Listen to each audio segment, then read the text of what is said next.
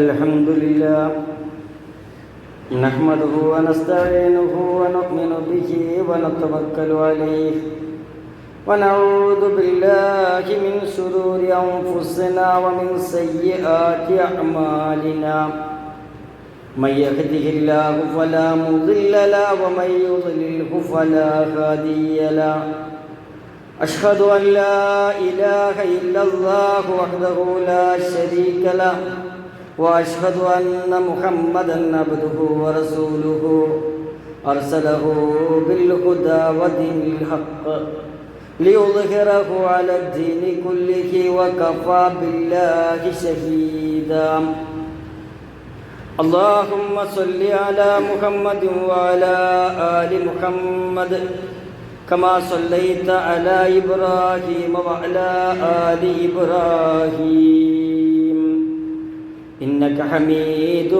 مجيد اللهم بارك على محمد وعلى آل محمد كما باركت على إبراهيم وعلى آل إبراهيم إنك حميد مجيد أما بعد فإن خير الكلام كلام الله وخير الهدي هدي محمد صلى الله عليه وسلم وشر الأمور محدثاتها وكل محدثة بدعة وكل بدعة ضلالة وكل ضلالة في النار إن أريد إلا الإصلاح ما استطعت وما توفيقي إلا بالله عليه توكلت وإليه أنيب رب اشرح لي صدري ويسر لي أمري واحلل عقدة من لساني يفقهوا قولي يا أيها الإخوان والأخوات أوصيكم وإياي أولا بتقوى الله أعوذ بالله من الشيطان الرجيم بسم الله الرحمن الرحيم يا أيها الذين آمنوا اتقوا الله حق تقاته ولا تموتن إلا وأنتم مسلمون ഏറ്റവും സ്നേഹം നിറഞ്ഞ സത്യവിശ്വാസികളെ സത്യവിശ്വാസിനികളെ സഹോദരി സഹോദരന്മാരെ, നമ്മെ സൃഷ്ടിച്ച് പരിപാലിക്കുന്ന നാളെ വിചാരണാ നിലയത്തിൻ്റെ ഉടമസ്ഥനായ എല്ലാ അധികാരങ്ങളും നിയന്ത്രണങ്ങൾക്കും ഉടമസ്ഥനായ അള്ളാഹുവിനെ സൂക്ഷിച്ച് ജീവിക്കണമേ എന്ന് ആദ്യമേ എന്നോടും തുടർന്ന് നിങ്ങളോടും വളരെ ആത്മാർത്ഥമായി ഉപദേശിക്കുകയാണോ വസിയത്ത് ചെയ്യുകയാണ്. മനുഷ്യൻ്റെ ജീവിതം 3 ഘട്ടങ്ങളിലായിട്ടാണ് അള്ളാഹു സുബ്ഹാനഹു തആല സംവിധാനിച്ചിട്ടുള്ളത്. ഒന്ന് ദാറുദ്ദുനിയ, അതിലാണ് നമ്മളിപ്പോൾ ജീവിച്ചുകൊണ്ടിരിക്കുന്നത്. 2 ദാറുൽ ബർസഖ്, ബർസഖിയായ ജീവിതം. 3 ദാറുൽ ആഖിറ, പരലോകമെന്ന ജീവിതം. വിശുദ്ധ ഖുർആനിൽ ബർസഖി എന്ന പദം 3 തവണയാണ് വന്നിട്ടുള്ളത്. ഒന്ന് സൂറത്തുൽ ഫുർഖാനിലെ 53-ാമത്തെ ആയത്തിൽ, സൂറത്തുർ റഹ്മാനിലെ 20-ാമത്തെ ആയത്തിൽ, സൂറത്തുൽ മുഅ്മിനൂനിലെ 100-ാമത്തെ ആയത്തിൽ. ഇമാം അബൂ ജാഫർ അത്ത്-തഹാവി പറയുന്നുണ്ട്, അന്നദ്ദൗറ തലാസത്തുൻ, 3 കാലഘട്ടമാണ് മനുഷ്യനുള്ള. ദാറുദ്ദുനിയ, ദുനിയ, വദാറുൽ ബർസഖ്, ബർസഖി ജീവിതം, വദാറുൽ ഖറാർ, സ്ഥിരവാസത്തിൻ്റെ പരലോകം. ഈ 3 വിഭാഗമാണുള്ളത്. ഇവിടെ നമ്മൾ ജീവിക്കുന്നതും വന്നതും ഭക്ഷണം കഴിക്കുന്നതും ജീവസന്ധാരണ വേളകളിൽ ഏർപ്പെടുന്നതുമൊക്കെ നാളെ പരലോകത്തേക്ക് സമ്പാദിക്കാൻ വേണ്ടിയാണ്. പരലോകത്തേക്ക് സമ്പാദിക്കാതെ ദുനിയാവിലേക്ക് മാത്രം സമ്പാദിച്ച് ദുനിയാവിൻ്റെ പളവളപ്പിലും പച്ചപ്പിലും ജീവിച്ചാൽ ഇവിടെ നിന്നും വിട്ടുപോകുന്ന മരണമാകുന്ന സമയത്ത് വളരെയധികം പ്രയാസപ്പെടേണ്ടി വരും, ബുദ്ധിമുട്ടേണ്ടി വരുമെന്ന് ഖുർആൻ ഖണ്ഡിതമായി പറഞ്ഞ സംഗതിയാണ്. ഹത്താ ഇദാ ജാഅഹദുഹുമുൽ മൗത്ത് ഖാല റബ്ബി ഇർജിഊൻ, ഒരു മനുഷ്യന് മരണമാസന്നമായാൽ അവൻ പറയും, ഖാല റബ്ബി ഇർജിഊൻ, റബ്ബേ എന്നെ ഒന്ന് മടക്കി തരണം. ലഅല്ലി അഅമലു സ്വാലിഹൻ ഫീമാ തറക്തു, ഞാൻ ഉപേക്ഷ വരുത്തിയ കാര്യങ്ങളെല്ലാം ഞാൻ ചെയ്തു കൊള്ളാം. കല്ലാ ഇന്നഹാ കലിമത്തുൻ ഹുവ ഖായിലുഹാ, ആ സമയത്ത് അവൻ പറയുന്ന വർത്തമാനം വെറും വർത്തമാനമാണ്. വമിൻ വറാഇഹിം ബർസഖും ഇലാ യൗമി യുബഅസൂൻ. ഉയർത്തെഴുന്നേൽപ്പിന്റെ നാൾ വരെ അവൻ ഒരു മറക്കപ്പുറത്തായിരിക്കുമെന്ന് ഖുർആൻ പറയുന്നുണ്ട്. തഫ്സീർ ഇബ്നു കസീറിൽ കാണാം, ബർസഖ് എന്ന് പറഞ്ഞാൽ മാ ബൈന ദുനിയ വൽ ആഖിറ, ആഖിറത്തിന്റെയും ദുനിയാവിന്റെയും ഇടയിലുള്ള സ്ഥലമാണ്, സമയമാണ് ബർസഖ് എന്ന് പറഞ്ഞാൽ. ലൈസു മാഅഖിലി ദുനിയാ യഅകുലൂന വയശ്റബൂന, ദുനിയാവിൻ്റെ ആളുകൾ തിന്നതുപോലെ കുടിക്കുന്നത് പോലെ അവിടെ തീറ്റയും കുടിയുമില്ല. വലാ മഅഖിലിൽ ആഖിറ, ആഖിറത്തിലെ ആളുകളെ പോലെ യുജാസൂന ബിഅഅമാലിഹിം, അവരുടെ പ്രവർത്തനത്തിന് പ്രതിഫലം നൽകുന്ന ഇടവുമല്ല ബർസഖ്. അതിൻ്റെ രണ്ടിന്റെയും ഇടയിലുള്ള കാലഘട്ടമാണ്.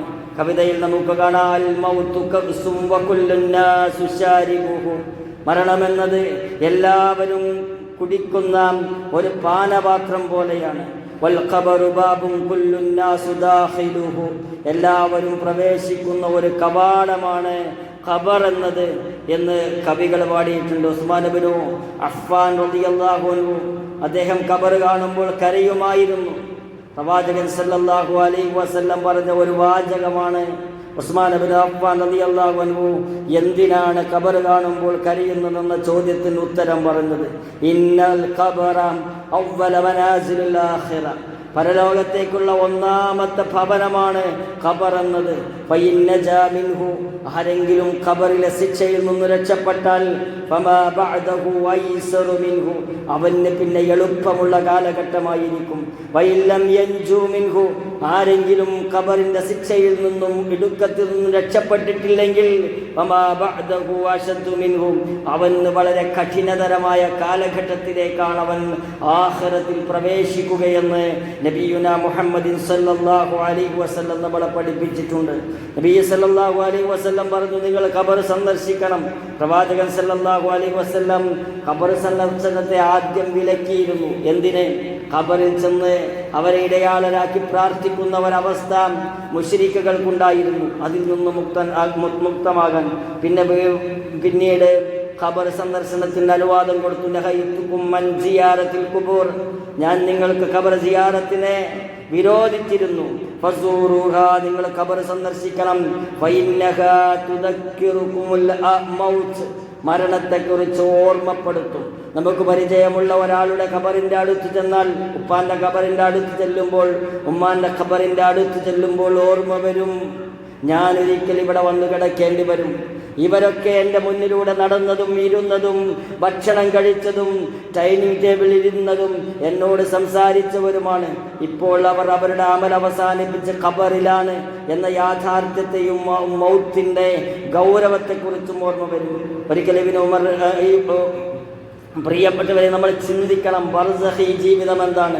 ഈ സഹാബത്ത്, ഇവിടെ ജീവിച്ച സഹാബത്ത്, അവർ 63 വർഷമോ 60 വർഷമോ 73 വർഷമോ 100 വയസ്സ് വരെ ജീവിച്ചു. അവർ മരിച്ചതിനു ശേഷം, വഫാത്തായതിനു ശേഷം 1400 ചില്ലാനം വർഷങ്ങളായി ഖബറിൽ ജീവിക്കുകയാണ്. അപ്പോൾ ഏത് ജീവിതത്തിനാണ് ധൈര്യമുള്ളത്? നമ്മൾ മരിച്ചു കഴിഞ്ഞിട്ട് യോബുൽ ബാഅത്ത് ഉണ്ടാകുന്നത് 2500 കൊല്ലം കഴിഞ്ഞിട്ടാണെങ്കിൽ 2500 കൊല്ലം ഖബറിൽ ഒന്നുകിൽ സ്വർഗത്തിലേക്കുള്ള വാതായനങ്ങൾ തുറന്ന് അല്ലെങ്കിൽ നരകത്തിലേക്കുള്ള കവാടങ്ങൾ തുറന്ന് ജീവിക്കേണ്ട ഒരവസ്ഥ വരുമെന്ന ഒരു ചിന്ത നമ്മുടെ ജീവിതത്തിൽ ഉണ്ടായാൽ ഖബറിൽ നിന്ന് രക്ഷപ്പെടാനുള്ള പ്രവർത്തനങ്ങൾ നമ്മുടെ ജീവിതത്തിലേക്ക് കൊണ്ടുവരും. തീർച്ചയായും ഖബറിൽ ശിക്ഷയുണ്ട്. അത് വിശുദ്ധ ഖുർആൻ വ്യക്തമാക്കുന്ന കാര്യമാണ്. ഖബറിലെ ശിക്ഷയെ നിഷേധിച്ചിട്ടു കാര്യമില്ല. നിഷേധിക്കുന്നവനും നിഷേധിക്കാത്തവനും അതിൽ നിന്ന് ശിക്ഷയും രക്ഷയും ആസ്വദിക്കേണ്ടി വരും.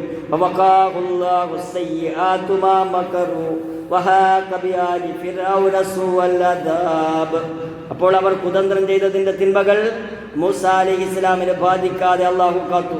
ഫിറഔന്റെ ആൾക്കാരിൽ കടുത്ത ശിക്ഷ വന്നു വലയം ചെയ്യുകയും ചെയ്തു. അന്നാറു യുഅറദൂന അലൈഹാ ഗുദുവൻ വഅശിയ്യൻ വയൗമ തഖൂമു സ്സാഅതു അദ്ഖിലൂ ആല ഫിറഔന അശദ്ദുൽ അദാബ്. നരകം രാവിലെയും വൈകുന്നേരവും അവർ അതിങ്കൽ പ്രവേശിപ്പിക്കപ്പെടുന്നതാണ്.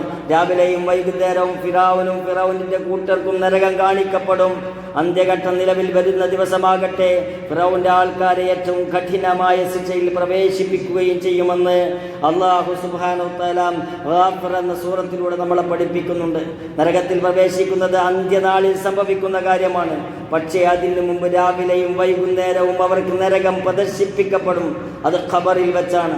നരകം പ്രദർശിപ്പിക്കപ്പെടുക എന്നത് തന്നെ വലിയ ശിക്ഷയാണ്. നരകത്തെ കാണുക എന്നത് തന്നെ മനുഷ്യന് അസഹ്യമായ കാര്യമാണ്. ഒരിക്കലും മനുഷ്യനെ സഹിക്കാൻ പറ്റാത്ത കാര്യമാണ് നരകത്തിലേക്ക് ഒരു വാതിൽ തുറന്ന് അവനവൻ കിടക്കുന്ന സ്ഥലം കാണിച്ചു നൽകുക എന്നത്. അന്ന റസൂലുള്ളാഹി സ്വല്ലല്ലാഹു അലൈഹി വസല്ലം അന്ന അഹദുകും ഇദാ മാത ഉരിദ അലൈഹി മഖഅദുഹു ബിൽ ഗദാത്തി വൽ ആശി. ഒരാൾ മരിച്ചു കഴിഞ്ഞാൽ, അയാൾ ഖബറിലെത്തിയാൽ അയാളുടെ സ്ഥലം സ്വർഗമാകട്ടെ നരകമാകട്ടെ അയാൾ എവിടെയാണോ ചെന്ന് ചേരുന്നത് അത് രാവിലെയും വൈകുന്നേരവും അയാൾക്ക് കാണിച്ചു കൊടുക്കും. ഇൻ കാന മിൻ അഹ്ലിൽ ജന്ന ഫമിൻ അഹ്ലിൽ ജന്ന. സ്വർഗത്തിലുള്ള ആളാണെങ്കിൽ അവന് സ്വർഗത്തിലെ സ്ഥലം കാണിച്ചു കൊടുക്കും. വഇൻ കാന മിൻ അഹ്ലിൻ നാരി ഫമിൻ അഹ്ലിൻ നാർ. നരകത്തിലുള്ള ആളാണെങ്കിൽ നരകക്കാരെ കാണിച്ചു കൊടുക്കും. ഫയുഖാലു, എന്നിട്ട് പറയപ്പെടും, ഹദാ മഖഅദക ഹത്താ യബ്അസക അല്ലാഹു യൗമൽ ഖിയാമ. ഖിയാമത്ത് നാളിൽ ഉയർത്തെഴുന്നേൽപ്പിക്കപ്പെടുമ്പോൾ നിനക്ക് ഇവിടെയാണ് നിന്റെ സങ്കേതമെന്ന് കാണിച്ചു കൊടുക്കും. ഖബർ ശിക്ഷ സത്യമാണ്. നബി സല്ലല്ലാഹു അലൈഹി വസല്ലം ഖബർ ശിക്ഷയിൽ നിന്നും രക്ഷ ചോദിക്കാൻ വേണ്ടി കൽപ്പിച്ചിട്ടുണ്ട്. നമസ്കാരത്തിൻ്റെ അത്തഹിയാത്തിനു ശേഷം സ്വലാത്തിനു ശേഷം അവസാനത്തിൽ പ്രാർത്ഥിക്കാൻ കൽപ്പിച്ചു. അല്ലാഹുമ്മ ഇന്നി അഊദു ബിക മിൻ അദാബി ജഹന്നം. അല്ലാഹുവേ, നരക ശിക്ഷയിൽ നിന്നും ഞാൻ നിന്നോട് രക്ഷ തേടുന്നു. വമിൻ അദാബിൽ ഖബരി. ഖബർ ശിക്ഷയിൽ നിന്നും ഞാൻ നിന്നോട് രക്ഷ തേടുന്നു. വമിൻ ഫിത്നത്തിൽ മഹിയ വൽ മമാത്ത്. ജീവിതത്തിൻ്റെയും മരണത്തിൻ്റെയും പരീക്ഷണങ്ങളിൽ നിന്ന്, അല്ലെങ്കിൽ അത് ആ സമയത്തുണ്ടാകുന്ന പ്രയാസങ്ങളിൽ നിന്ന് ഞാൻ നിന്നോട് രക്ഷ തേടുന്നു. അമിൻ ശദ്ദി ഫിത്നത്തിൽ മസീഹുദ് ദജ്ജാൽ. മസീഹുദ് ദജ്ജാലിൽ നിന്ന് രക്ഷ തേടുന്നു. ഖബർ ശിക്ഷയെ നിഷേധിക്കുന്നവർ ഉണ്ട്.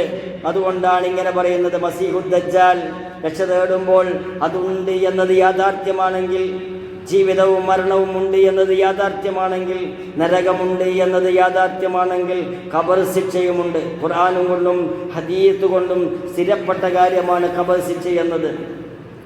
عن براء بن عازب رضي الله عنهما عن النبي صلى الله عليه وسلم قال إذا أقعد المؤمن في قبره أوتي ثم شهد أن لا إله إلا الله وأن محمد رسول الله فذلك قوله يثبت الله الذين آمنوا بالقول الثابت.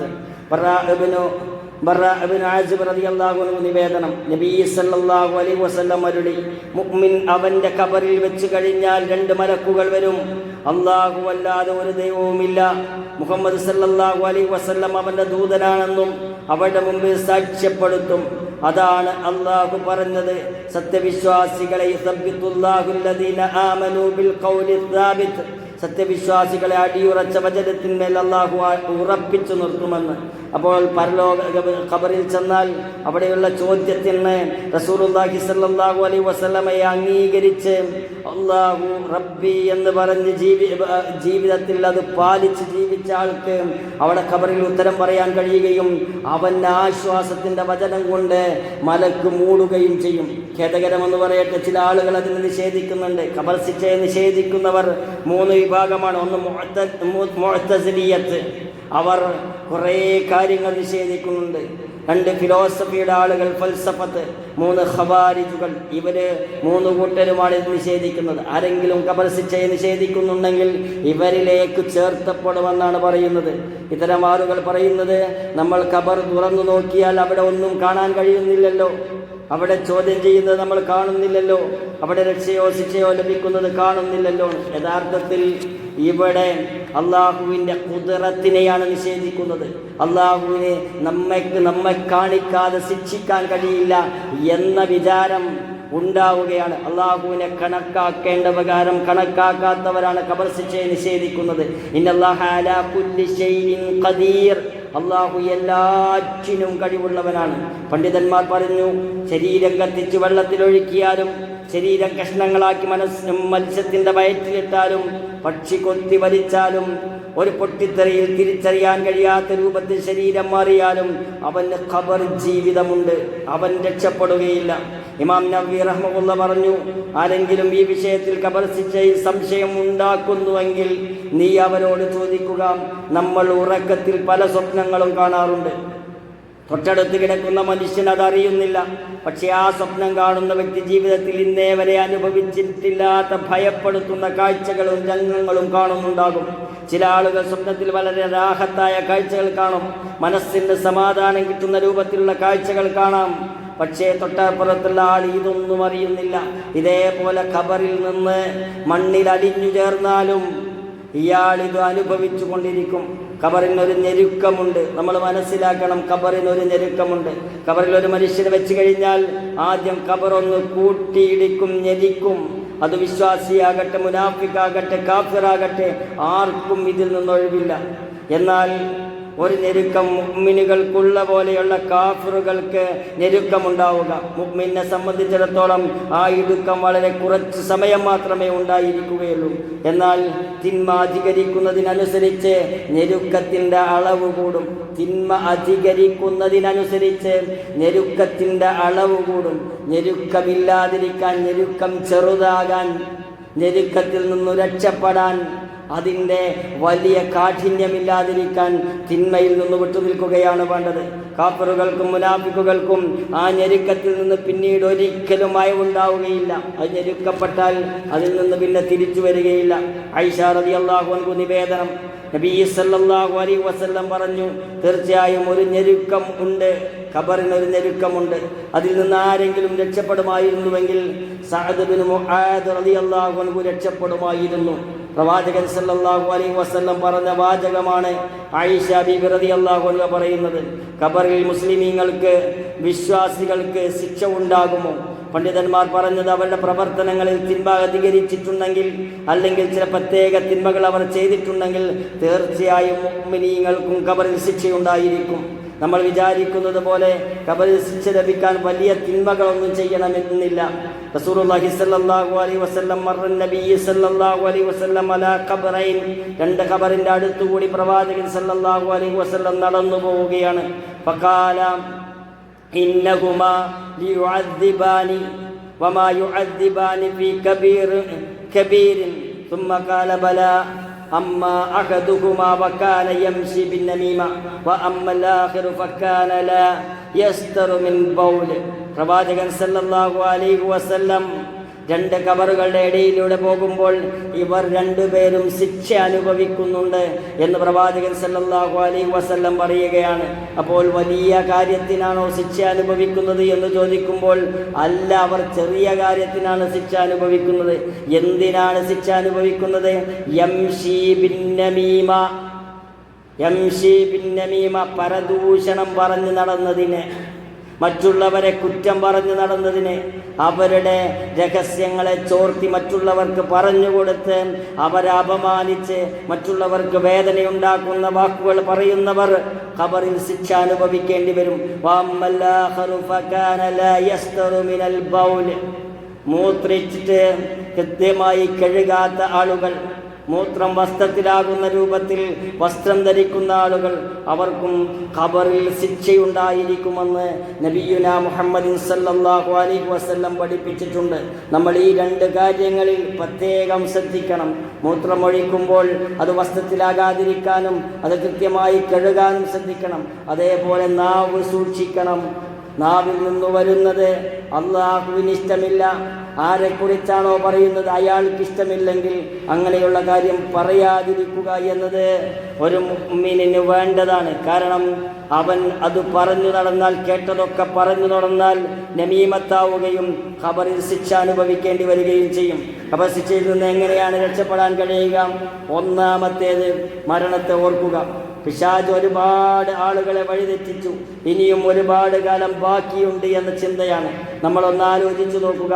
ഇന്ന് നമ്മൾ ഈ സമയത്ത് എന്താണ് ചിന്തിക്കുന്നത്? എൻ്റെ മരണം ഇന്നല്ല, നാളെയല്ല, മറ്റന്നാളല്ല, ഈ മാസമല്ല, ഈ വർഷമല്ല, അടുത്ത വർഷമല്ല എന്ന് ചിന്തിപ്പിക്കുകയാണ് പിശാച്. എന്നാൽ നമ്മളെപ്പോൾ മരിക്കും? നമ്മൾ അടുത്ത ഒരു മാസത്തിൽ ഇതേ ഡേറ്റിനുണ്ടായിരിക്കുമോ ഇല്ലേ എന്ന ചോദ്യത്തിൻ്റെ മുമ്പിൽ നമ്മൾ പകച്ചു നിൽക്കേണ്ടി വരും. ഏത് സമയത്താണ് മരണം വന്നു ചേരുക എന്നറിയുകയില്ല.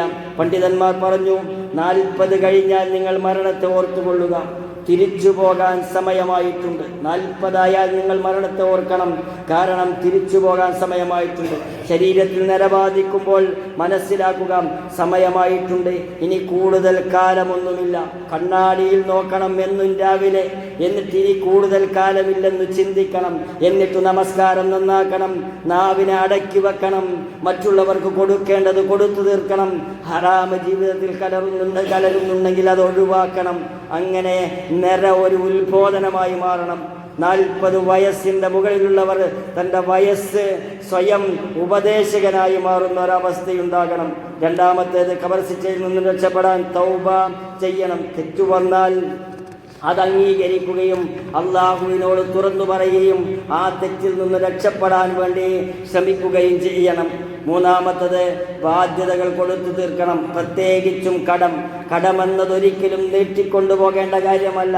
നമ്മുടെ ജീവിതത്തിൻ്റെ സൗകര്യങ്ങൾ ചുരുക്കാതിരിക്കുകയും കടമങ്ങനെ വെച്ചു നീട്ടുകയും ചെയ്യും. ഒരിക്കലും കടം വെച്ചു നീട്ടേണ്ട കാര്യമല്ല. എത്ര കടമുണ്ടെങ്കിലും ഫാസ്റ്റ് ഫുഡിനും നല്ല വസ്ത്രത്തിനും നല്ല വണ്ടി മാറ്റുന്നതിനും മൊബൈൽ മാറ്റുന്നതിനും മനുഷ്യനൊരു ലജ്ജയുമില്ല. അതിൽ നിന്ന് മാറി കടം വീട്ടിയിട്ടേ ഞാൻ പരിമിതമായ സൗകര്യങ്ങളിൽ ജീവിക്കുകയും കടം വീട്ടിയിട്ടേ ഞാൻ സൗകര്യങ്ങൾ ആസ്വദിക്കുകയുള്ളൂ എന്ന് തീരുമാനിക്കേണ്ട ഗൗരവപരമായ കാര്യമാണ്. ഷഹീദിനുകൂടി, ഷഹീദായ ആൾക്കുകൂടി കടമുണ്ടെങ്കിൽ ഖബറിൽ അനുഭവിക്കേണ്ടി വരുമെന്ന് പ്രവാചകൻ സല്ലല്ലാഹു അലൈഹി വസല്ലം പറയുകയാണ്. 2 ദീനാറുള്ള ഒരാളുടെ മയ്യത്തു നമസ്കാരത്തിന് അല്ലാഹുവിൻ്റെ റസൂൽ സല്ലല്ലാഹു അലൈഹി വസല്ലം വന്നപ്പോൾ അത് ഏറ്റെടുക്കേണ്ടവൻ ഏറ്റെടുത്തതിന് ശേഷം മാത്രമാണ് അല്ലാഹുവിൻ്റെ റസൂൽ സല്ലല്ലാഹു അലൈഹി വസല്ലം നമസ്കരിച്ചത് എന്ന് ചരിത്രം പറയുന്നുണ്ട്. കടം വാങ്ങിയാൽ പറഞ്ഞ ദിവസത്തിന് തന്നെ കൊടുക്കാൻ ശ്രദ്ധിക്കണം. പറഞ്ഞു പറ്റിക്കരുത്. അവധി വേണമെങ്കിൽ നീട്ടി ചോദിക്കണം. എന്നിട്ട് രണ്ടാമത്തെ അവധിയിലെങ്കിലും കൊടുത്തു തീർക്കാൻ കഴിയണം.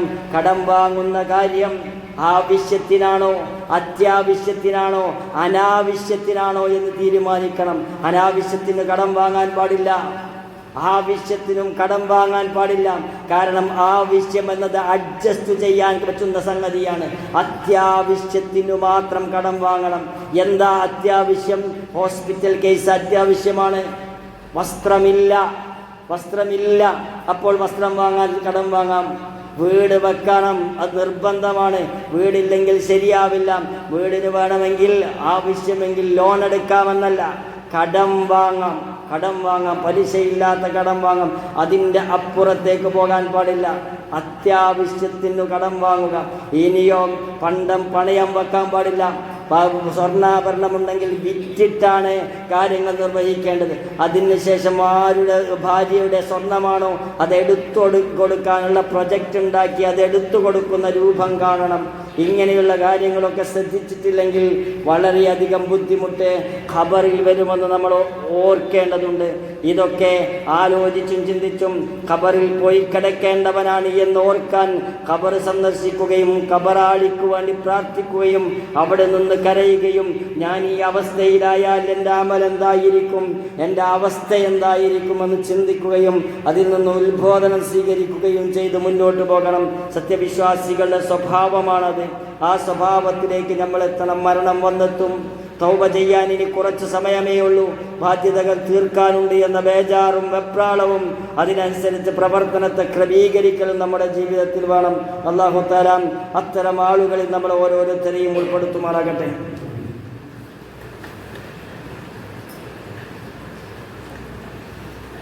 ബിസ്മില്ലാഹിർ അൽഹംദുലില്ലാഹി വസ്സലാത്തു വസ്സലാമു അലാ റസൂലിൽ അമീൻ വഅലാ ആലിഹി വസഹ്ബിഹി അജ്മഈൻ. അമ്മാ ബഅദ്. ഒരിക്കൽ കൂടി റബ്ബിനെ സൂക്ഷിച്ച് ജീവിക്കണമേ എന്ന് എന്നോടും തുടർന്ന് നിങ്ങളോടും ഉപദേശിക്കുകയാണ്, വസിയത്ത് ചെയ്യുകയാണ്. മനുഷ്യനെ ഖബറിൽ കൊണ്ടുപോയി വെച്ചാൽ കൊണ്ടുപോയി വെച്ച് തിരിച്ചു പോരുന്ന ആളുകളുടെ കാൽപെരുമാറ്റം കേൾക്കുന്ന അവസ്ഥയുണ്ടാകുമെന്നും അത് കഴിഞ്ഞാൽ 2 മലക്കുകൾ വരും. അവരുടെ കയ്യിൽ ഒരു ദണ്ടുണ്ടായിരിക്കും. അവർ ചോദ്യം ചെയ്യാൻ വരികയാണ്. മൻ റബ്ബുക എന്ന് ചോദിക്കും. അല്ലാഹു റബ്ബി എന്ന് മറുപടി പറയണമെങ്കിൽ അല്ലാഹുവിനെ മാത്രം വിളിച്ചു പ്രാർത്ഥിക്കുകയും ശിർക്ക് ചെയ്യാതിരിക്കുകയും എല്ലാ കാര്യങ്ങളും അല്ലാഹുവിൽ ഭരമേൽപ്പിക്കുകയും എന്തിനും ഏതിനും അല്ലാഹു മതി എന്ന് ചിന്തിക്കുകയും പ്രവർത്തിക്കുകയും അല്ലാഹുവിനെ തൃപ്തിപ്പെടുത്താൻ കഠിന പരിശ്രമം ചെയ്യുകയും ചെയ്ത ആളുകൾക്കാണ് അല്ലാഹു റബ്ബി എന്ന് പറയാൻ കഴിയുക.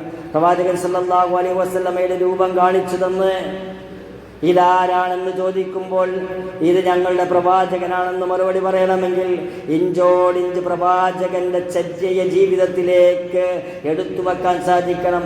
വസ്ത്രത്തിൻ്റെ കാര്യത്തിലും മുടിയുടെ കാര്യത്തിലും ഭക്ഷണത്തിൻ്റെ കാര്യത്തിലും സംസാരത്തിൻ്റെ കാര്യത്തിലും സ്വഭാവത്തിൻ്റെ കാര്യത്തിലും സംസ്കരണത്തിൻ്റെ കാര്യത്തിലും സംസാരത്തിൻ്റെ കാര്യത്തിലും നമസ്കാരത്തിൻ്റെ കാര്യത്തിലും എല്ലാ കാര്യത്തിലും നബിയുനാ മുഹമ്മദ് സല്ലല്ലാഹു അലൈഹി വസല്ലമയെ സ്നേഹിച്ച് മാതൃകയാക്കുന്ന ആളുകൾക്ക് മാത്രമേ പ്രവാചകൻ സല്ലല്ലാഹു അലൈഹി വസല്ലമയുടെ രൂപം മലക്ക് കാണിച്ചു തരുമ്പോൾ ഇത് എൻ്റെ പ്രവാചകനാണ്, ഞങ്ങൾക്ക് സത്യം പറഞ്ഞു തന്ന പ്രവാചകനാണ് എന്ന് മറുപടി പറയാൻ സാധിക്കുകയുള്ളൂ.